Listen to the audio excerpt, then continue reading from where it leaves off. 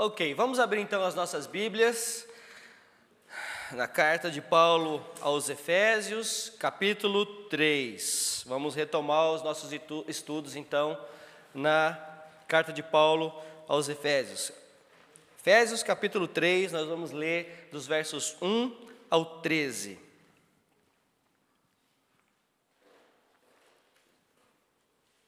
Amém? Efésios 3, de 1 a 13. Por essa razão, eu, Paulo, sou prisioneiro de Cristo Jesus por amor de vocês, gentios. Certamente vocês ouviram falar da responsabilidade imposta a mim em favor de vocês pela graça de Deus. Isto é, o ministério que me foi dado a conhecer por revelação, como já lhes escrevi em poucas palavras. Ao lerem isso, vocês poderão entender a minha compreensão do mistério de Cristo. Esse mistério não foi dado a conhecer aos homens de outras gerações, mas agora foi revelado pelo Espírito aos santos apóstolos e profetas de Deus, significando que, mediante o Evangelho, os gentios são co-herdeiros com Israel, membros do mesmo corpo e coparticipantes da promessa em Cristo Jesus. Deste Evangelho, me tornei ministro pelo dom da graça de Deus, a mim concedida pela operação do seu poder. Embora eu seja o menor dos menores de todos os santos, foi-me concedida essa graça de anunciar aos gentios as insondáveis riquezas de Cristo e esclarecer a todos a administração desse mistério, que durante as épocas passadas foi mantido oculto em Deus, que criou todas as coisas. A intenção dessa graça era que agora, mediante a igreja, a multiforme sabedoria de Deus se tornasse conhecida dos poderes e autoridades nas regiões celestiais. De acordo com o seu eterno plano, que Ele realizou em Cristo Jesus, nosso Senhor, por intermédio de quem temos livre acesso a Deus em confiança pela fé nele. Portanto, peço-lhes que não desanimem por causa das minhas tribulações em seu favor, pois elas são uma glória para vocês. Pai, mais uma vez nós oramos a Ti, carecidos da Tua graça, da Tua misericórdia, Senhor, nas nossas vidas. Abra, Senhor, o nosso entendimento. Senhor, fale conosco através da Tua palavra mais uma vez essa noite, Senhor Deus, e que o Senhor seja glorificado, Pai. Obrigado por esse mistério revelado, esse mistério que é o nosso próprio Senhor Jesus Cristo. Muito obrigado, Senhor Deus, porque aprove ao Senhor se revelar a nós de maneira extraordinária, e não somente se revelar, mas também nos salvar. Obrigado, Pai. Obrigado em nome de Jesus. Amém. Amém. Irmãos, esse é um texto importantíssimo dentro da carta aos Efésios, porque ele fala aqui sobre o plano de Deus para a salvação da humanidade. Ele fala sobre o plano, a revelação do plano de Deus para a salvação do ser humano. Vejamos que no primeiro capítulo que nós já estudamos, Paulo mostrou as ações da Trindade na realização desse plano. No segundo capítulo, ele mostrou o que Deus fez, então, individualmente, mas também coletivamente, concedendo ao cristão, ou ao crente e à igreja uma nova posição em Cristo Jesus. Lembram-se do que vocês eram e lembrem-se agora do que vocês são em Cristo Jesus. Lembra que nós já discutimos sobre isso? Paulo agora, ele inicia uma nova oração. Mais uma vez, Paulo ora em favor dos crentes em Éfeso. Mas antes de fazê-la, ele, nesse primeiro parágrafo, faz uma autorreflexão, ciente de que ele é portador ou recebedor do milagre dos milagres, a salvação em Cristo Jesus. Ele então fala de uma autobiografia, afirmando a sua autoridade apostólica recebida por meio da graça de Deus que é atuante em sua vida. Por essa razão, eu, Paulo, prisioneiro de Cristo Jesus, por amor de vocês, gentios. Martin Lloyd Jones argumenta que a prisão de Paulo, ela não aconteceu somente porque Paulo pregava o Evangelho.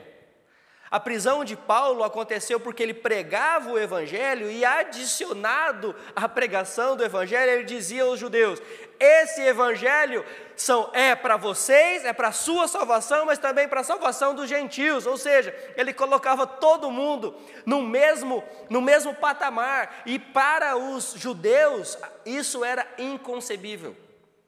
Então esse também foi um dos motivos pelo qual eles atacaram Paulo. Então, não era somente pela pregação do evangelho, mas também porque Paulo dizia a eles: irmãos, perante Jesus, todos nós precisamos da salvação. Perante Deus, todos nós somos culpados, e só existe um mediador agora: Jesus Cristo, o homem, o Filho de Deus. E eles não concebiam isso. Irmãos, a verdade é que todos nós vivemos por uma causa, correto? Todos nós vivemos por uma causa. A pergunta é: qual é a causa pela qual nós temos vivido? Qual é a causa pela qual nós temos vivido? Paulo diz que ele viveu, Paulo diz que ele foi preso, e nós sabemos, pela história, por outros escritos, que Paulo morreu pela causa de Cristo. E assim como Paulo, se nós decidimos que vamos viver pela causa de Cristo, seremos nós também perseguidos, seremos nós também talvez açoitados, talvez até presos, enfrentaremos talvez até o martírio, por que não? Prisioneiros do Senhor. Ele reverencia principalmente a obediência ao Senhor, porque se você for obediente ao Senhor, adivinha o que acontece com a gente? Vivemos felizes para sempre, né? Só que não. A verdade é que nós precisamos refletir sobre essas coisas, sobre qual é a causa pela qual nós temos vivido. E dizendo isso, eu não quero que você pense ou acredite que eu estou dizendo que você tem que largar tudo que você está fazendo, que você tem que...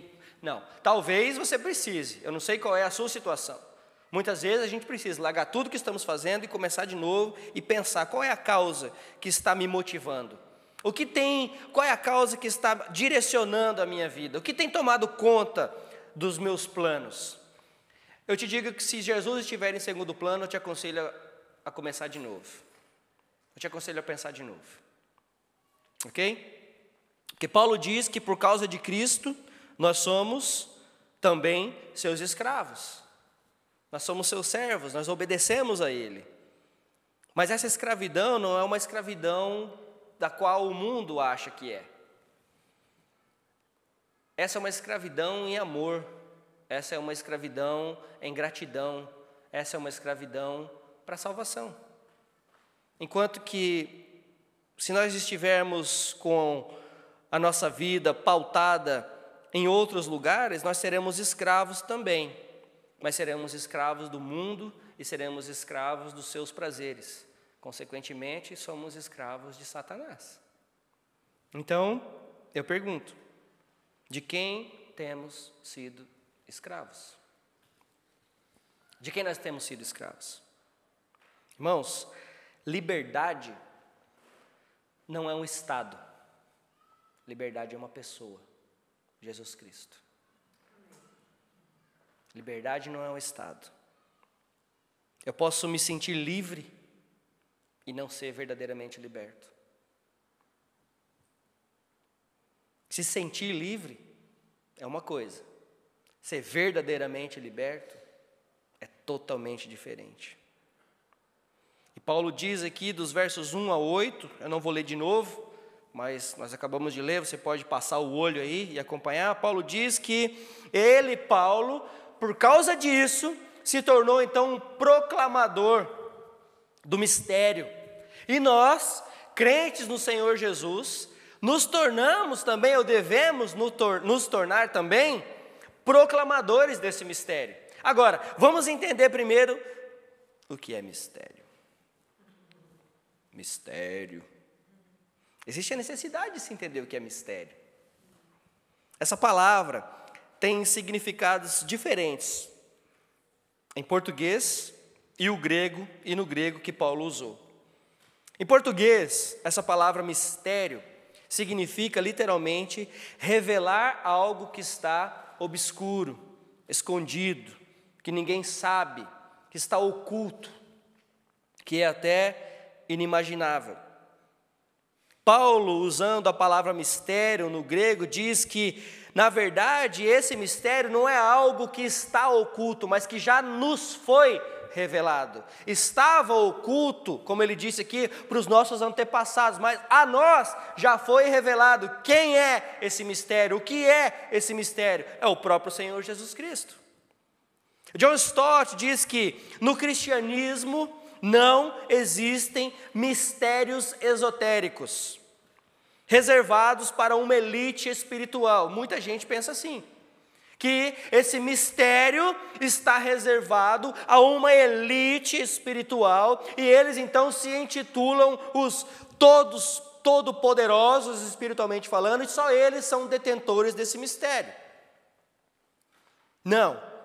Não existem mistérios esotéricos reservados para uma elite espiritual, como alguns por aí pensam e acreditam.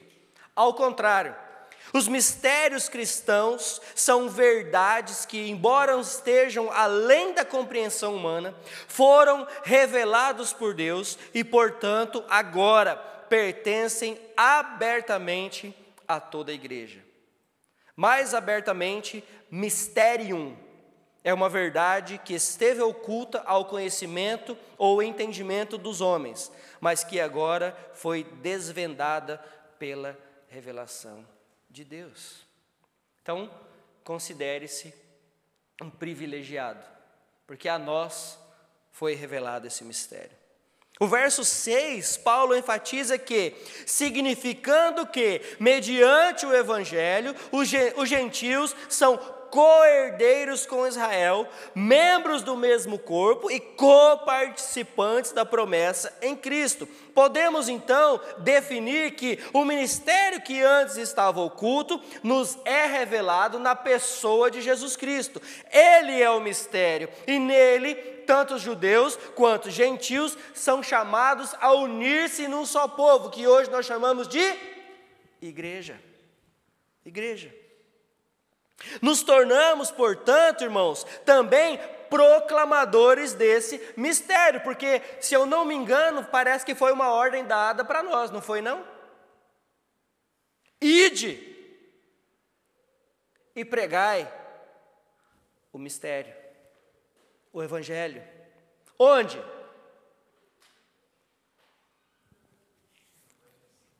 Você está aqui um pouco, até vocês me falar? Obrigado, pastor Kleber. Em todos os lugares, em todas as nações. Amém, obrigado. Não é isso? Portanto, nós, meus irmãos, também nos tornamos proclamadores do Cristo, do Evangelho de Cristo Jesus, o Verbo que se tornou carne e habitou entre nós. Padeceu sob Pôncio Pilatos, foi crucificado, morto e sepultado. Mas ressuscitou ao terceiro dia. E está hoje assentado à direita do Pai, de onde virá buscar a sua igreja e também vai julgar os vivos e os mortos. Esse é o mistério. Esse é o mistério. Paulo fala sobre esse nobre chamado de anunciar o Evangelho, começando no verso 8. Embora eu seja o menor dos menores, veja, Paulo se lembrou de quem ele era antes de Cristo. Embora eu seja o menor dos menores, de todos os santos, foi-me concedida esta graça de anunciar aos gentios as insondáveis riquezas de Cristo. Veja, Paulo está preso por causa do Evangelho e porque ele começou a anunciar o Evangelho para os gentios. E ele está dizendo que me foi concedida essa graça de anunciar. Paulo sabe que vai morrer. E ele está dizendo que isso foi para ele uma graça, foi um presente, foi uma demonstração de amor de Deus lhe conceder essa graça, para que ele pudesse anunciar as insondáveis riquezas de Cristo. Veja aqui a humildade do apóstolo, o menor dos menores. E aqui nós vamos entender como falsa modéstia, porque aqui não tinha. Até porque se fosse falsa modéstia, até a carta de Timóteo ele já tinha picado fora. Né? Né, pastor Kleber? Senão eu tinha escrito para Timóteo: Timóteo, quando você vier, traz a chave da algema para eu me picar daqui. Mas não. Ele falou: Timóteo, quando você vier, traga os pergaminhos. Nós estávamos falando sobre isso outro dia. Homem velho. Não era tão velho assim, segundo a história, mas para a sua época era considerado velho, cansado, abatido. Mas ele diz: traga-me os pergaminhos, traga-me os livros, para que eu possa continuar estudando. Né? A humildade desse homem. Ele não achava que sabia de tudo. E aqui não tem falsa modéstia, visto o fim que ele teve. Porque quando nós vemos por aí esses humildes pastores e apóstolos que nós vemos por aí, eu nunca vi nenhum deles sendo morto pela causa de Cristo. Como diz o nosso amigo pastor Robson, eu gosto sempre de citá-lo, tem gente por aí que se acha tão humilde que devia chamar 2 milde. Né? Devia chamar 2 milde. Pastor Robson, nosso querido irmão. E Paulo fala aqui também das insondáveis riquezas. O que significa isso, irmãos? Insondáveis riquezas. São riquezas inesgotáveis, imensuráveis e impossível de ser exploradas. Se você acha que você já explorou o suficiente as riquezas que nós temos em Cristo Jesus, seja humilde, você não explorou foi nada. Nós não exploramos nada, nós não sabemos nada. Nada, porque elas são insondáveis. E o verso 9, o apóstolo continua: e esclarecer a todos a administração desse mistério que durante épocas passadas foi mantido oculto em Deus que criou todas as coisas. Aqui, o verso 9, Paulo fala da igreja. Essa ideia de ter um povo só, gentil e judeu, como eu disse, era inconcebível para o povo que vivia naquela época. Existia para eles um povo escolhido de Deus. Quem eram? Os judeus. Ponto final. O resto é resto. Existia o povo de Deus. Ponto. Não importa o que eu faça, não importa o que eu diga, eu faço parte do povo escolhido de Deus. Contanto que uma vez por ano eu vá até a cidade santa, vá até o local, faça meu sacrifício, leve meu sacrifício lá para o sacerdote, ele que se vire lá com os pecados, não é? Não importa o que eu faça. E parece que é assim que os crentes vivem hoje, já que não precisa mais de sacrifício, já que o sacrifício foi feito, então viver da maneira que eu quero. Parece que quase igual.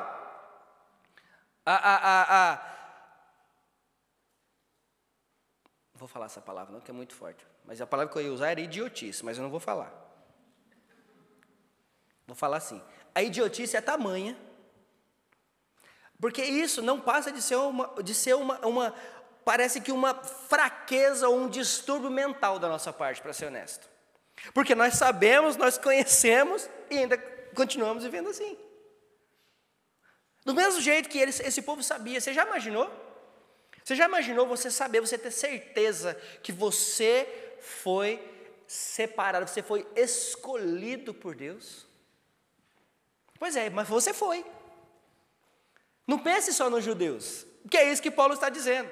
Está vendo? Sabe vocês, gentios, que antes eram separados, vocês ficavam aqui de longe, olhando, não podia nem chegar perto, não podia nem ter muito contato? Pois é, vocês, por causa de Cristo, vocês foram enxertados na videira. Por causa de Cristo, vocês foram adotados como filhos de Deus. Por causa de Cristo, vocês agora fazem parte da mesma família. E esse povo unido, esse povo remido em Cristo Jesus, hoje se chama igreja. Se chama igreja.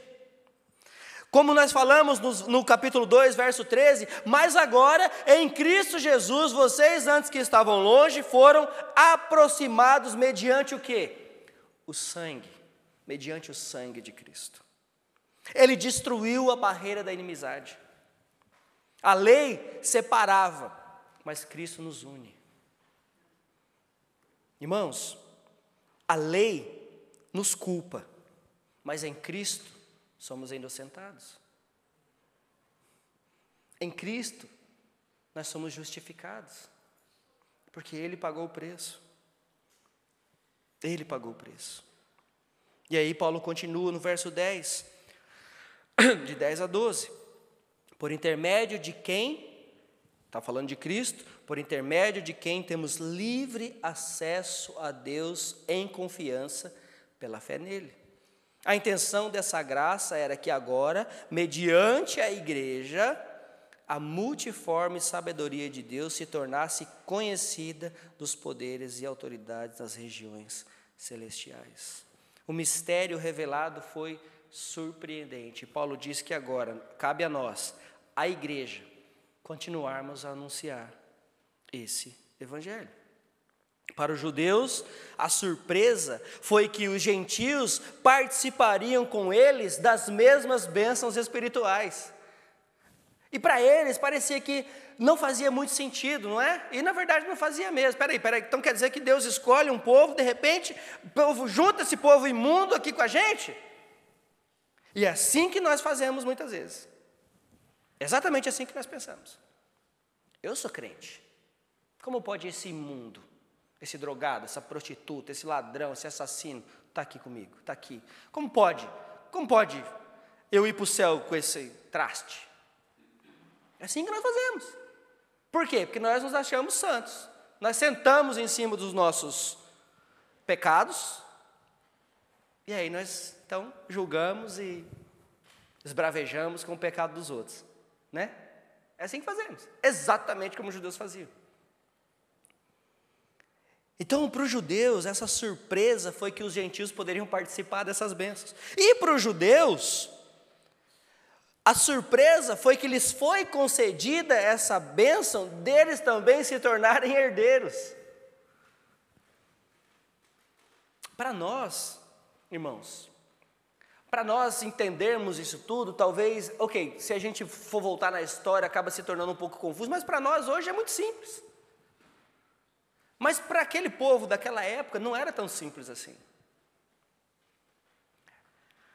A implicação dessa revelação, desse mistério, tem aplicações que devem ser válidas para nós ainda hoje. É como eu disse, nós nos tornamos muitas vezes tão arrogantes quanto eles. Nós nos tornamos tão detentores da verdade quanto eles eram. Nós nos tornamos fariseus muitas vezes, porque nós oramos o quão bom nós somos, e graças a Deus que não somos como eles, pobres pecadores. Muitas vezes nós nos tornamos exatamente assim. A igreja, o novo povo de Deus, na igreja não pode ter preconceitos. Nós não devemos acentuar diferenças ou desigualdades.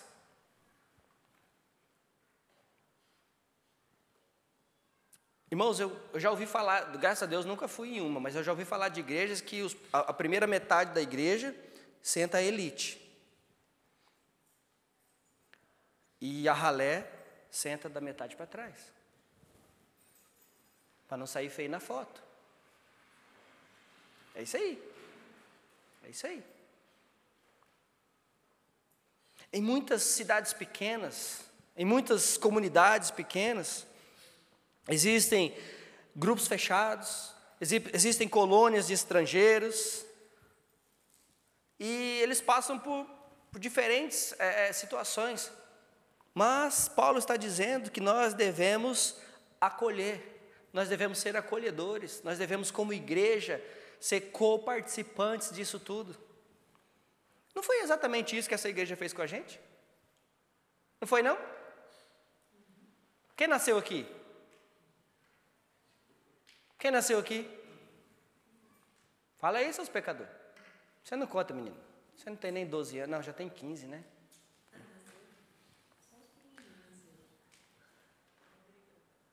Conta ainda, porque mesmo assim, mesmo nascendo aqui, você ainda é contado como imigrante, porque ainda está tirando o passaporte, ainda, no que eu estou sabendo. Não é? Tá vendo? Quem mandou ser filho da sua mãe? Né? Mas a verdade é essa. Não foi exatamente isso que essa igreja fez com a gente? Uma igreja inglesa, uma igreja de fala inglesa, com a cultura inglesa, mas ela abriu as portas e disse: vocês, imigrantes brasileiros que falam português, que não conseguem entender muito bem inglês, venham para cá. Nós vamos acolher vocês. Vocês vão ter um lugar para adorar a Deus, assim como nós. E melhor ainda, vocês vão poder fazer isso na sua própria língua. Glórias a Deus, exatamente, Adriano. Eu louvo a Deus por essa igreja, irmão, de 16 anos, 17 para ser mais exato, há 17 anos atrás, primeiro domingo em Londres, nós entramos pela porta dessa igreja e nunca mais saímos. E graças a Deus por isso. E nós somos uma comunidade, grande até, de brasileiros aqui. E nós precisamos ter esse entendimento. Porque vejam, e se eles falassem, mas esse povo, eles pensam diferente da gente. Eles gostam de abraçar, gostam de beijar, a gente não gosta. Esse povo chega atrasado em tudo. Nunca chega na hora para nada. Marca para sair 9 horas para a praia, eles chegam 10 e fica bravos que foi deixado para trás. Marca churrasco meio-dia, eles chegam aqui, come tudo e 1 hora não tem mais nada para o povo. Esse povo é esquisito. É.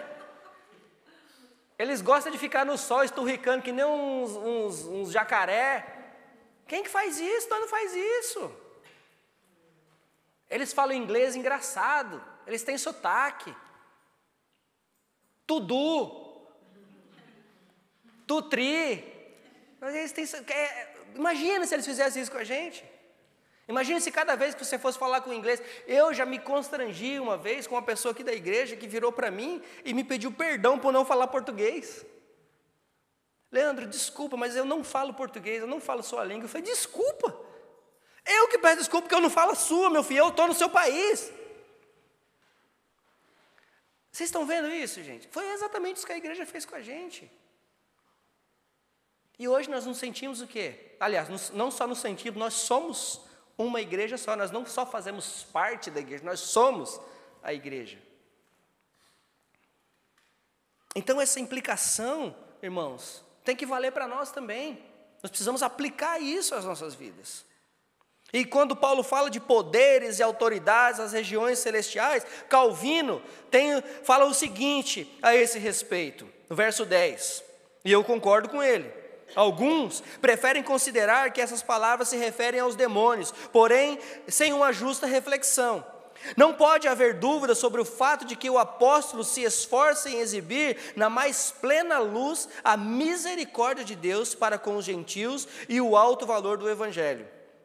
A intenção de Paulo a igreja constituída de judeus e gentios é um espelho, no qual os anjos contemplam a admirável sabedoria de Deus manifestada de uma maneira até então desconhecida até mesmo a eles.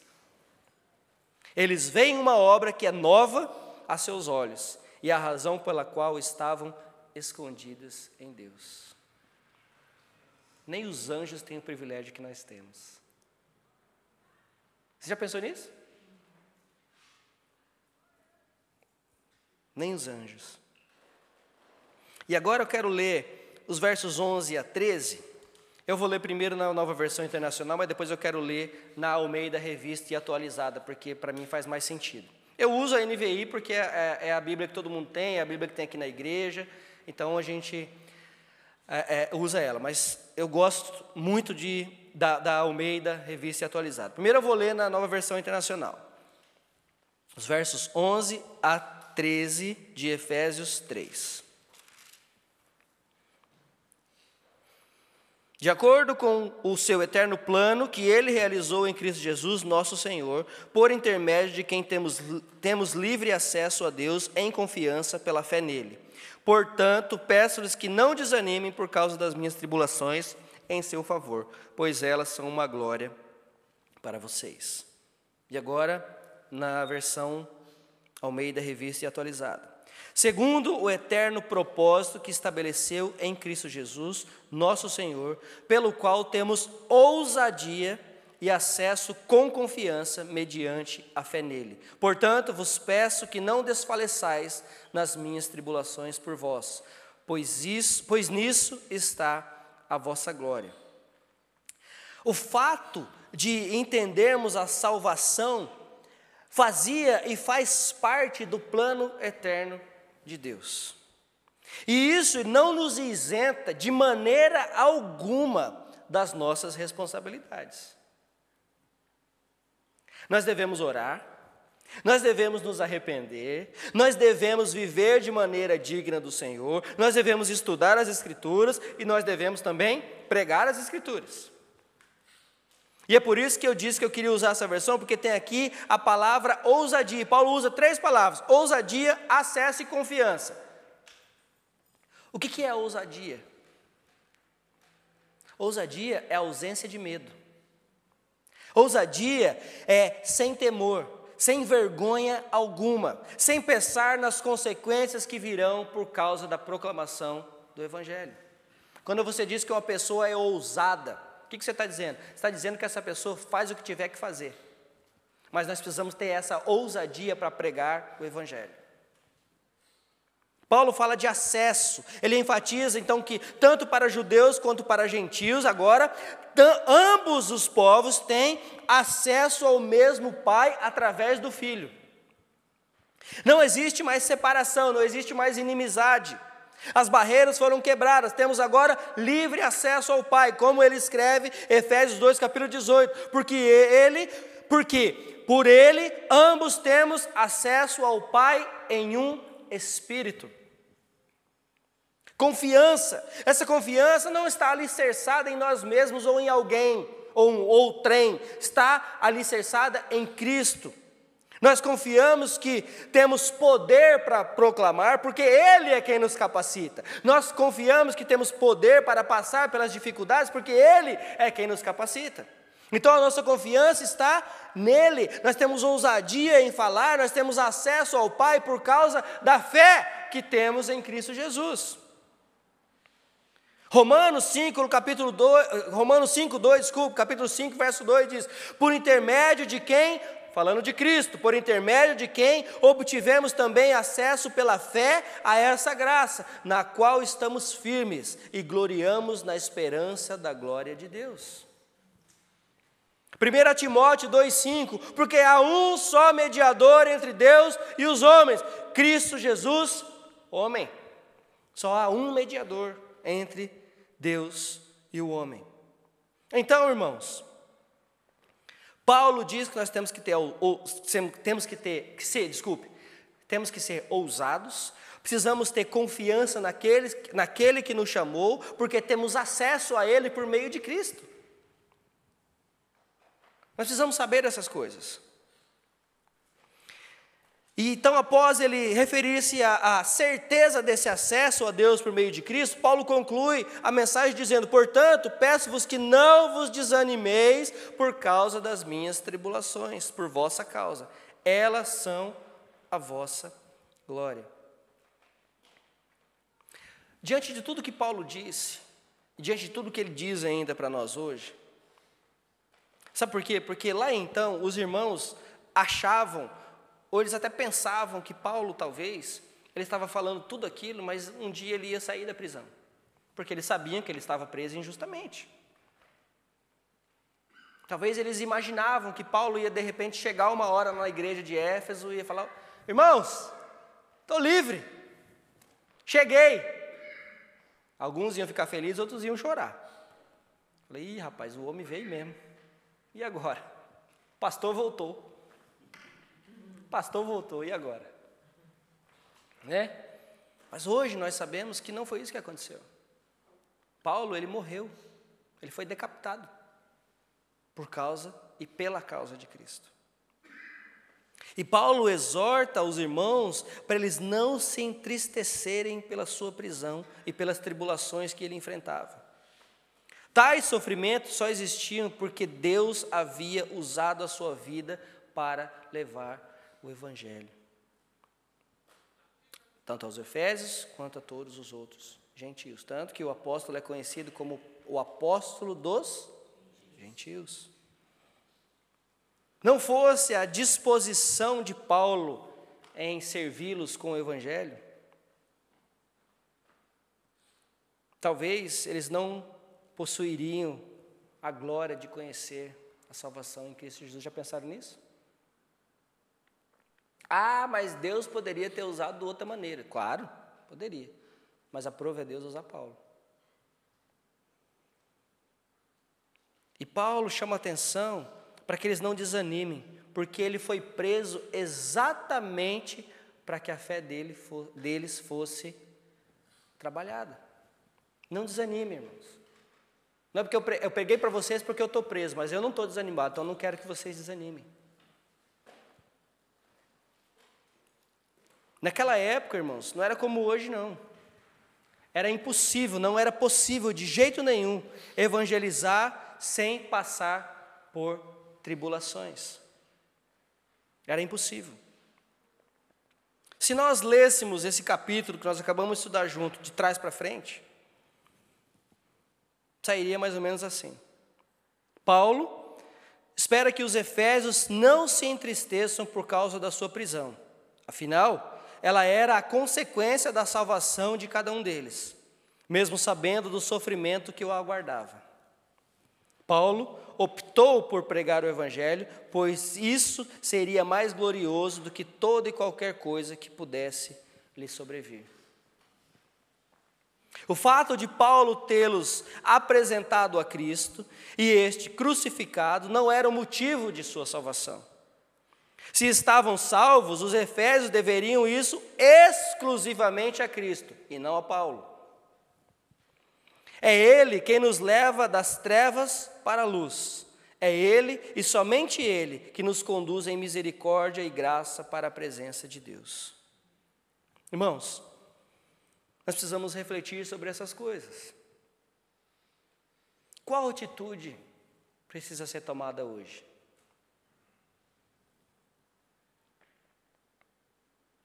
Será que, porque sabemos que somos salvos, não estamos nós vivendo uma vida sem sentido?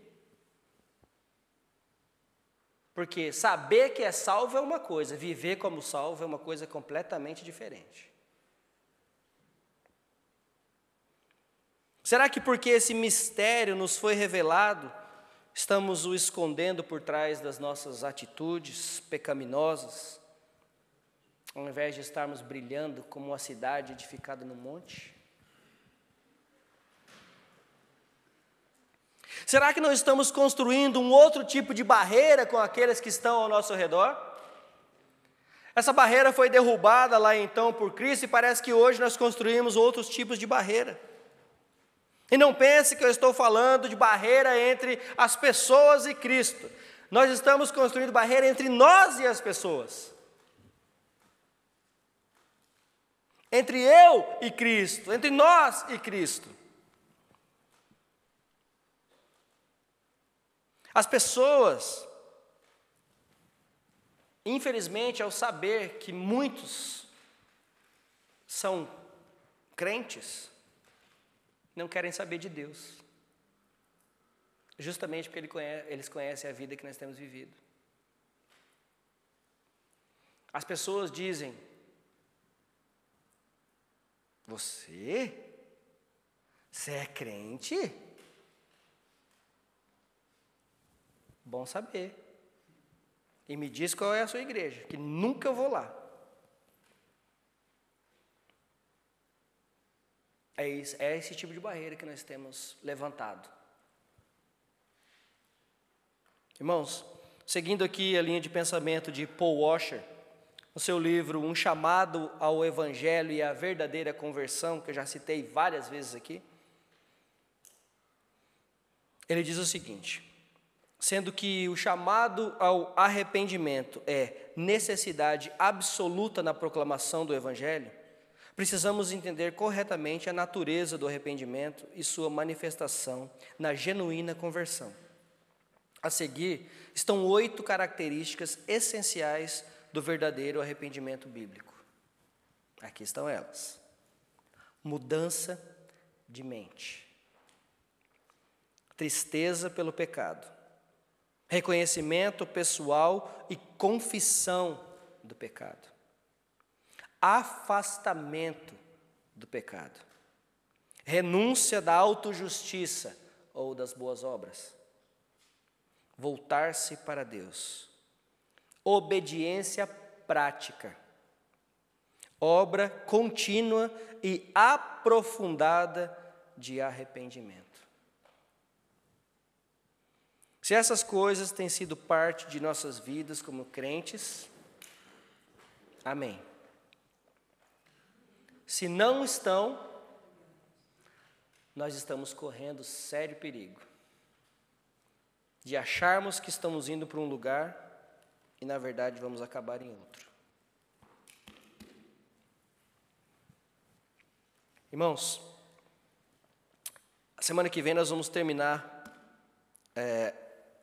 a segunda parte do capítulo 3, e Paulo já vai começar, ele já começa a introduzir um pouquinho do assunto que ele vai a seguir. Como nós falamos desde o início, os primeiros 3 capítulos da carta aos Efésios, Paulo diz, olha, vocês precisam entender que vocês são salvos, vocês precisam entender quem foi que te salvou, vocês precisam entender que essa separação que existia não existe mais, vocês precisam entender que agora vocês são filhos de Deus, vocês são adotados em Cristo, vocês são cordeiros, vocês são salvos. E a partir do capítulo 4 ele diz agora, porque vocês devem viver assim. Nós precisamos começar a pensar nisso.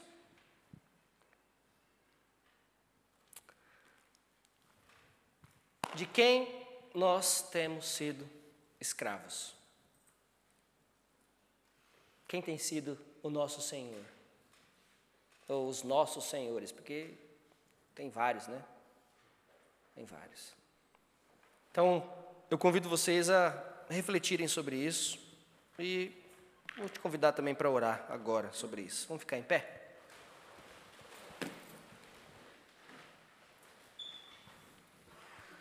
Pai Santo, em nome de Jesus, nós estamos aqui como igreja reunida, unida pelo sangue de Cristo. Senhor Deus, entristecidos pelos nossos pecados. Perdoa, Senhor, os nossos pecados. Perdoa, Senhor, as vezes que devemos fazer o bem e não fazemos.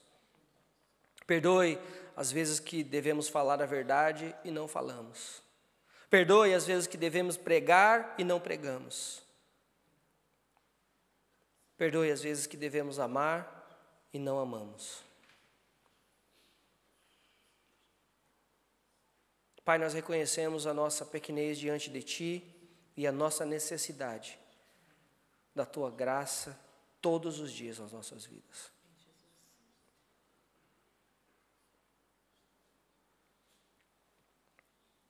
Pai, ajuda a Tua igreja, Senhor Deus, a viver de maneira digna do Senhor. Pai, ajuda-nos a quebrar essas barreiras que nós mesmos temos construído ao nosso redor. Pai, ajuda-nos a quebrar as barreiras que nós temos construído entre as pessoas e o Senhor por causa da nossa maneira de viver. Senhor, que o Senhor nos ajude, em nome de Jesus, a proclamar esse mistério que a nós foi revelado. Pai, que o Senhor nos ajude, em nome de Jesus, a viver esse Evangelho.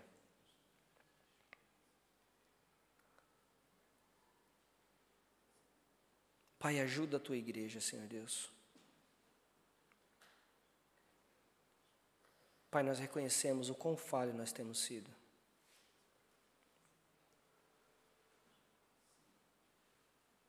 Pai, nós reconhecemos que muitas vezes temos tido ou colocado outros senhores, outras coisas diante de Ti.